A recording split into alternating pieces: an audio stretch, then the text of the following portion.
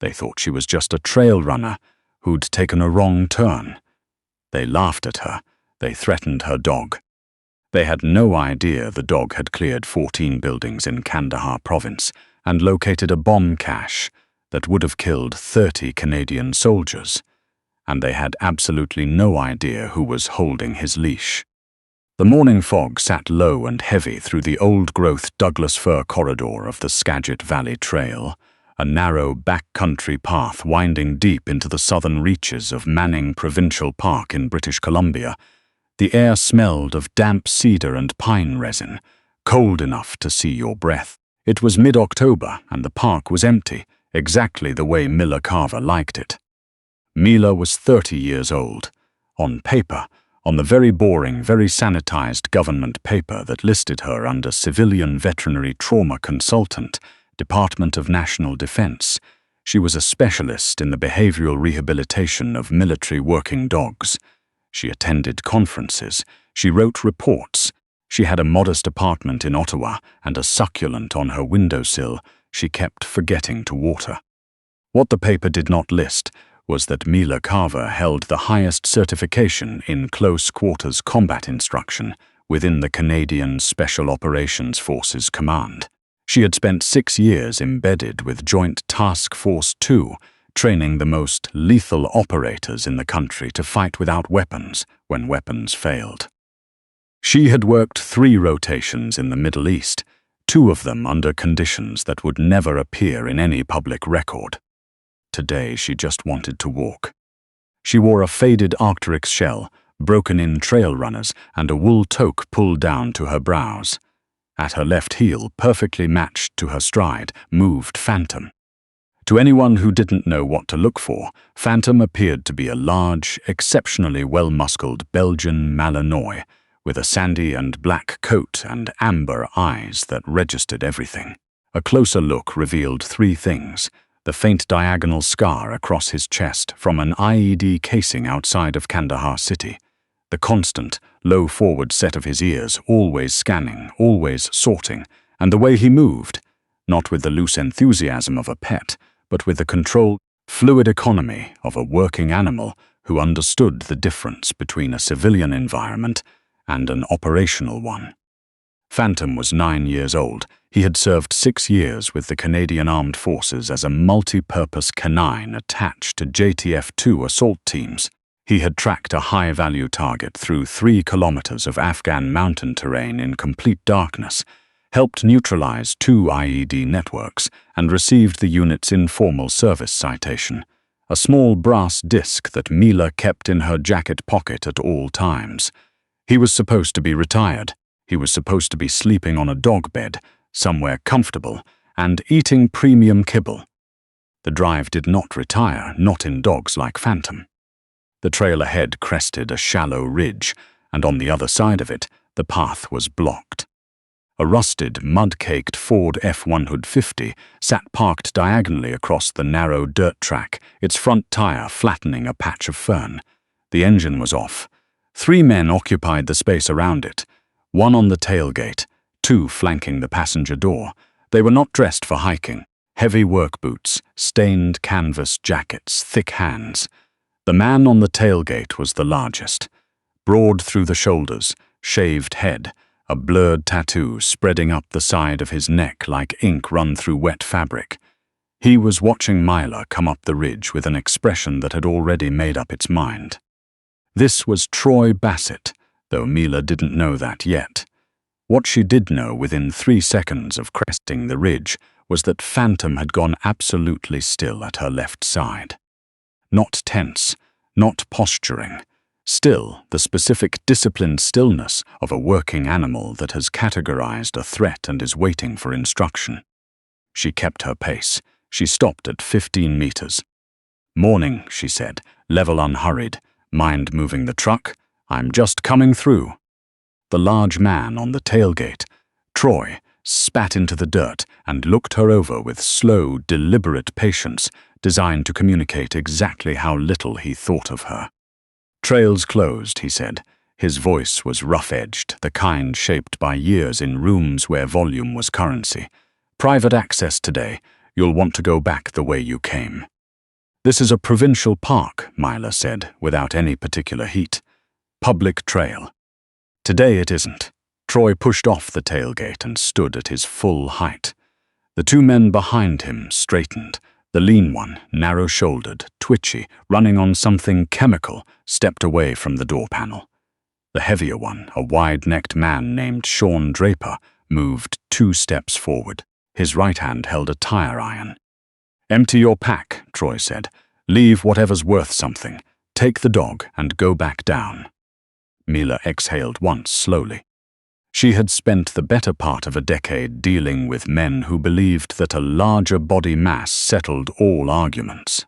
The grinding, almost impressive tedium of encountering the same miscalculation on a provincial park trail in British Columbia on what was supposed to be a quiet Tuesday morning was something she did not have words for. "I don't want any trouble," she said. "Move the truck. We walk by. Everyone goes home, that's the offer." The lean one, a man named Rick Malinois, 3 outstanding assault charges on his RCMP file, let out a short laugh. "She's giving us an offer," he said to Troy. "Cute." Troy's eyes moved to Phantom. He studied the dog with the calculating attention of a man who had looked at livestock before and assessed their value. "That Malinois," he said. "There's a circuit up near Williams Lake. Fighting dogs." He paused. "He's built right. We'd take him as payment. Fair trade for using the trail." The temperature of the air didn't change. The trees didn't move. But something in Mila clicked into a different register. The quiet mechanical shift of a selector switch moving from safe to fire. "That was your one warning," she said. The warmth was gone from her voice entirely. It was flat now and precise and absolutely empty of feeling. "Get in the truck. Start the engine. Drive away." Troy looked at Sean. Something passed between them. An agreement. "Take the dog," he said. "She gives you trouble. Put her on the ground." Sean came forward. The tire iron was already raised. A horizontal swing loaded up, aimed at Mila's left side. The kind of strike intended to crack ribs and clear space and end the discussion. He never connected. Mila stepped into the swing. Not back, into it. First principle of advanced CQC, close the distance, smother the leverage, cancel the weapon's arc before it develops. She slipped inside the radius of the strike, her left arm shooting up to trap Sean's forearms and kill the momentum. Her right palm, rigid and precise, drove upward into the soft tissue of his throat with the force of someone who had practiced the movement 10,000 times at speed. The sound it produced was not pleasant. Sean's hands flew open. The tire iron hit the dirt. His eyes went wide and panicked as his airway compressed, and before he could find his balance, Mila's right leg hooked behind his knee, her hand seized the collar of his jacket, and she rotated her hips and threw him. Over 200 pounds of man hit the ground like something dropped from a height. The impact cleared what air remained from his lungs. He lay in the dirt, both hands at his throat, unable to do anything other than exist. Rick came in a half-second behind him. He had a fixed blade already open, and he slashed at Mila's face in a wide, panicked arc. She leaned back. The tip of the blade crossed 10 centimeters in front of her nose. As it cleared her centerline, she surged forward, left hand redirecting his forearm hard to the outside, right foot stepping deep around the right side of his body. Her right fist came around and buried itself in the floating ribs on his left side. The crack was brief and sharp, like a green branch under pressure. Rick folded. His mouth opened in a silent shape.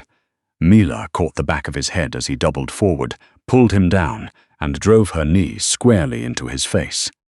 He went sideways into the ferns and did not move again. 4 seconds, 2 men down. Troy had gone completely white. He stood at the tailgate with his hands half raised, not a surrender, but the involuntary gesture of a man whose brain was trying to catch up to something it had not prepared for. He looked at Sean. He looked at Rick. He looked at the woman standing in the clearing, breathing steadily, her dog still sitting exactly where she had left him. Troy Troy's right hand moved toward the waistband of his jacket. "Don't," Mila said. Her voice was so quiet it was almost gentle. Troy's hand stopped. "Phantom," she said. The dog moved. Phantom covered the 15 meters between them, in a way that was not quite describable as running. It was closer to the distance itself collapsing.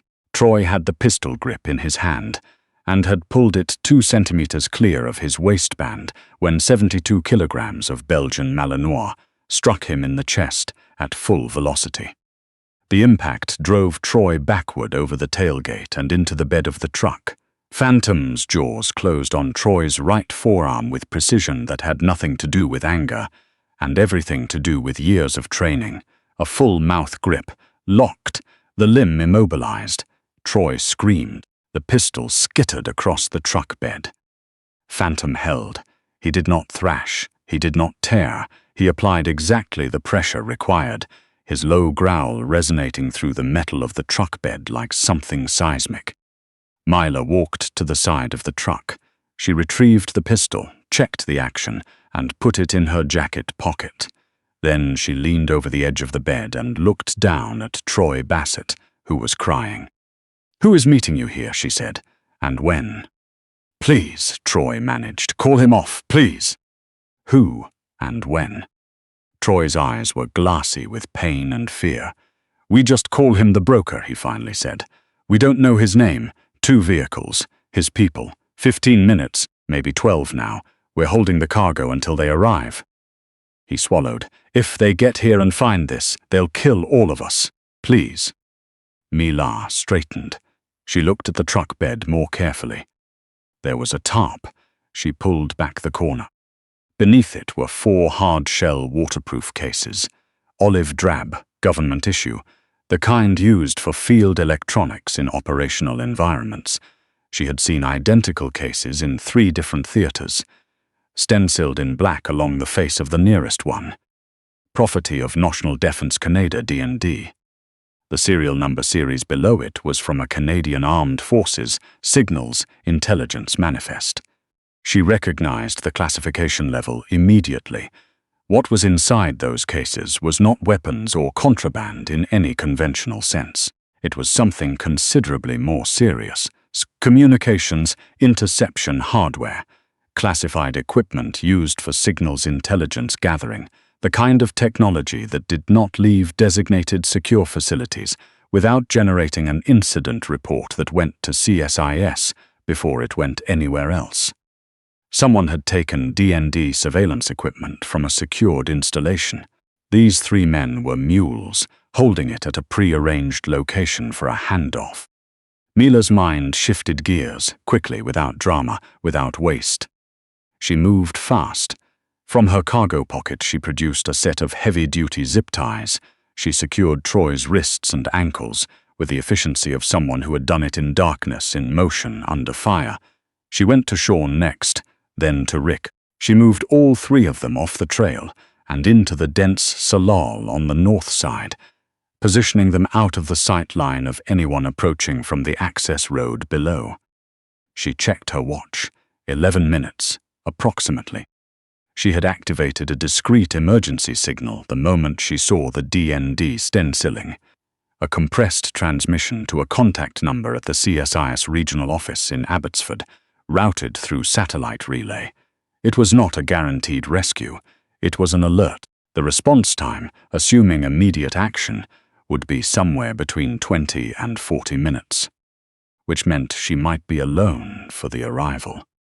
She looked at Phantom, who had come to her side the moment she released Troy, and was now watching the access road with the patient focus of a dog that had done this before. "Close," she said, "with me." They moved. She located a position 40 meters back down the trail where a cluster of granite boulders sat above a hairpin switchback in the access road. High ground, dense salal on 3 sides, clear line of sight to the parked F-150. She and Phantom climbed in silence. She settled into the damp spruce needles. The dog flattened himself beside her, his coat blending into the forest floor in a way that seemed almost intentional. "Down," she murmured, still. Phantom went motionless. She checked Troy's pistol again. 8 rounds, 9mm hollow point. Not ideal for what was coming. Serviceable. At 11:43, the sound of high-torque engines came up the grade. 2 matte grey Ford Expeditions, heavy suspension. Aftermarket armored paneling. Judging by the ride height and the slow way they took the switchbacks, they stopped 20 meters short of the F-150. The doors opened. 5 men. They deployed with the systematic efficiency of people who had rehearsed the movement, 2 taking positions at the rear of the vehicles, 1 sweeping wide left, 1 wide right, and the 5th walking forward toward the truck with his hands relaxed and his eyes already wrong. The team lead was tall, 50s, close-cropped grey beard. He moved with the contained authority of someone accustomed to being obeyed. He wore civilian tactical clothing over a low-profile plate carrier and scanned the clearing with the automatic, habitual attention of a man who had spent decades in uniform. His name was Conrad Falk. Former captain, Kansofcom support element, dishonorably discharged 14 months prior, following a classified incident that had never reached public record. He was running a private security operation with no listed clients, no traceable contracts, and no legitimate purpose that any oversight body would recognize. "Bassett," Falk called out, his voice carrying through the still mountain air with the natural projection of a man trained to be heard over gunfire. "Front and center. We're on schedule." Silence answered him. Falk stopped. He saw the tire iron lying in the brush. He saw the dark stain on the ground where Rick had bled. His face did not alter expression, but his right fist closed and rose, the signal for freeze. All 5 men went still. Rifles came up. Safety selectors moved. The small clicking sounds carried through the cold air with unusual clarity. "We have a compromised position," Falk said into his radio, his voice still level. "Locate the mules. Do not leave the cargo unattended. Rules of engagement are weapons-free. Anything that moves in these trees is hostile." Mila's grip on the pistol was steady. She was outnumbered 5-1. The men below her carried suppressed carbines and wore body armor rated for rifle rounds. She had 8 rounds and a 9-year-old dog with a scar on his chest. A civilian would have stayed in the rocks and prayed. Mila was not a civilian. She looked down at Phantom. She reached out and ran her fingers once along the ridge of the old scar on his chest. Slowly, the way she always did when she needed him to know she was there. "Time to work, buddy," she said. Falk sent 2 men into the tree line, a pair who moved with disciplined heel-to-toe form, weapons up, eyes behind their optics, checking their sectors in overlapping arcs. They were competent. They were also trusting their optics over their peripheral awareness, and they were making sound in the dry autumn leaves, and they had been trained for open terrain, and were now moving through dense second-growth forest, where sound carried differently and distance compressed. Mila came off the back of the boulders in a low crouch, and circled south, away from the approaching pair, using the granite face and the thick fir trunks to mask her position. She settled behind a rotting cedar stump 10 meters from their projected path. She picked up a fist-sized rock from the ground beside her. The first man, Mila, stepped past the stump, eyes behind his scope, checking right.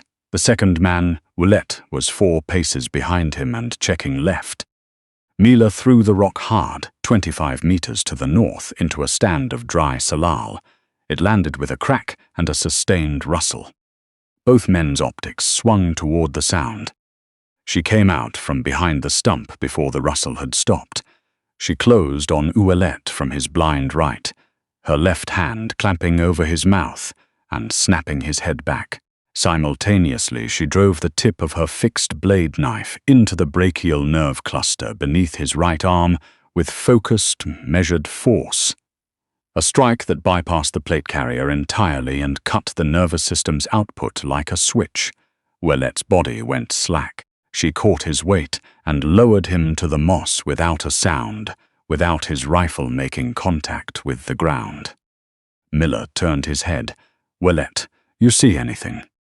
From the low cedar branch directly above him, the one he had walked beneath without looking up, Phantom dropped. The dog hit Mila across the shoulders and upper chest with the force of something much larger than his weight suggested. Mila went to the ground hard and fast, completely flat. The breath punched entirely out of him. Phantom's jaws found the right wrist, the firing hand, the rifle hand, and the sound of the rage breaking was immediate and total. Mila opened his mouth to scream.